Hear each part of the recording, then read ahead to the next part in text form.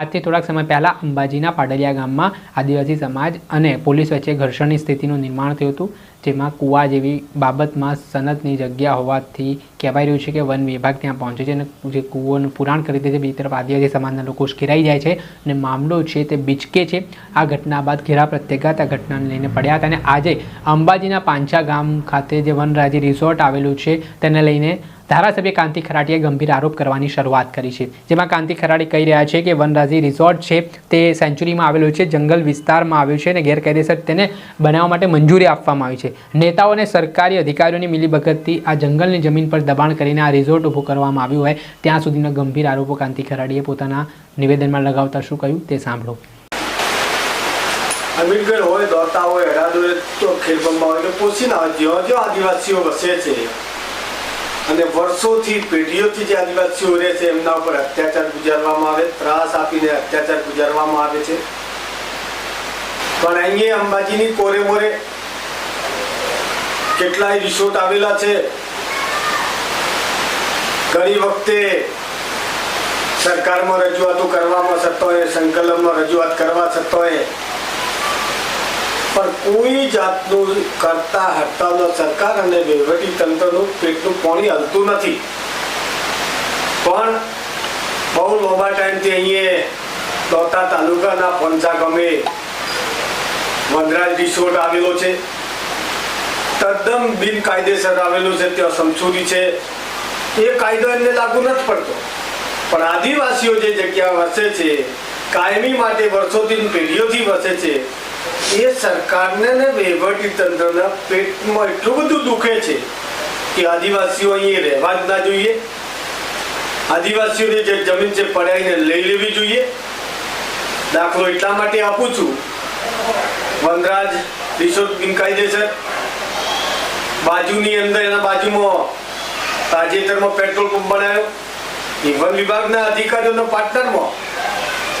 તો સરકારી વન વિભાગના અધિકારી સરકારી નોકરી કરે છે અને વધારાનું અહીંયા બેઠે એમના પોતાના ધંધા રોજગાર ખોલવાના, એમને કાયદો લાગુ નહીં પડતો.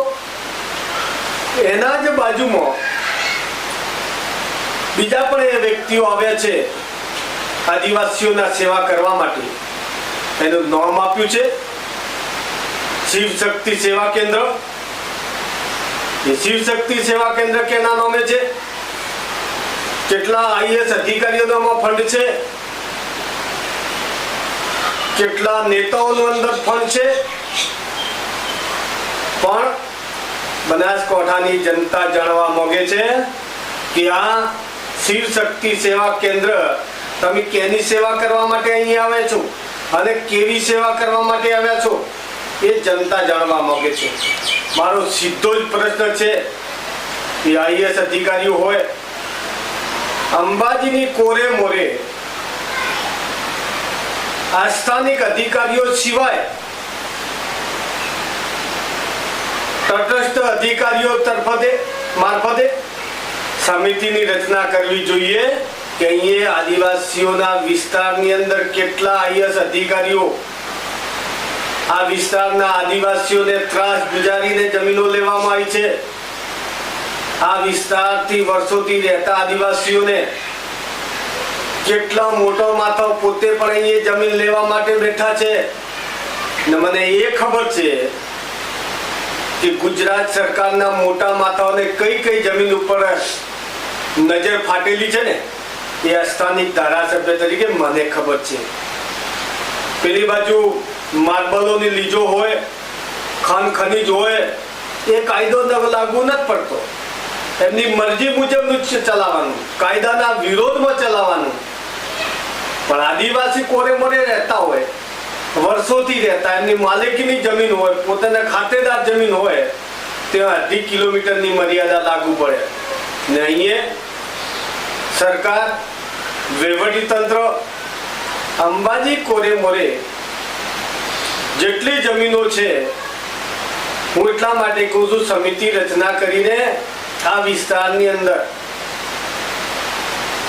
કોરે અંબાજી મંદિરથી કોરે મોરે 5 કિલોમીટરની જમીન કેને કેને લીધી એની તપાસ થવી જોઈએ.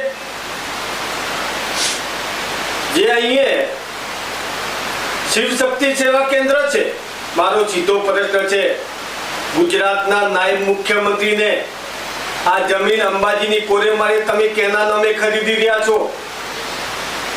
ગબ્બરની અંદર માતાજીના નામે કેટલી જમીનો આપી દીધી છે એક જ વ્યક્તિને. આવી તો આ બેન ઉષા અગ્રવાલ તરીકે કોણ છે? ઉષા અગ્રવાલ કેની બેનપણી કહેવાય છે? એના પાછળનો શું હિસ્સો છે? એ મારો સીધો ગુજરાતના ગૃહમંત્રી સામે સવાલ છે કે અહીંની જમીન તમે બધી એમને વેચી મારી છે. કયા મુદ્દા પર વેચી મારી છે? કયા કારણોસર વેચી મારી છે? ગુજરાતની જનતા પણ જાણવા માંગે છે ને સ્થાનિક ધારાસભ્ય તરીકે હું સવાલ કરી રહ્યો છું કે બનાસકાંઠાની જનતા જાણવા માંગે છે કે ઉષા અગ્રવાલ કોણ છે, કઈ રીતે શું કરવા માંગો છો, કેમ આપી છે, એનો સવાલ તાજેતરમાં ચાલી રહ્યો છે. તો શિવશક્તિ સેવા કેન્દ્રનો તપાસ થવો જોઈએ, આ વનરાજ રિસોર્ટનો તપાસ થવો જોઈએ, પેટ્રોલ પંપનો થવો જોઈએ, માર્બલનો થવો જોઈએ, ખાણ ખનીજનો થવો જોઈએ. આની અંદર બધા કોણ કોણ અધિકારીઓ અને આજુબાજુ જે જમીનો વેચાતી લીધી છે એ તપાસને કરીને બહાર લાવવાની બહુ જ મોટી જરૂરિયાત છે. સાહેબ, વનરાજ રિસોર્ટ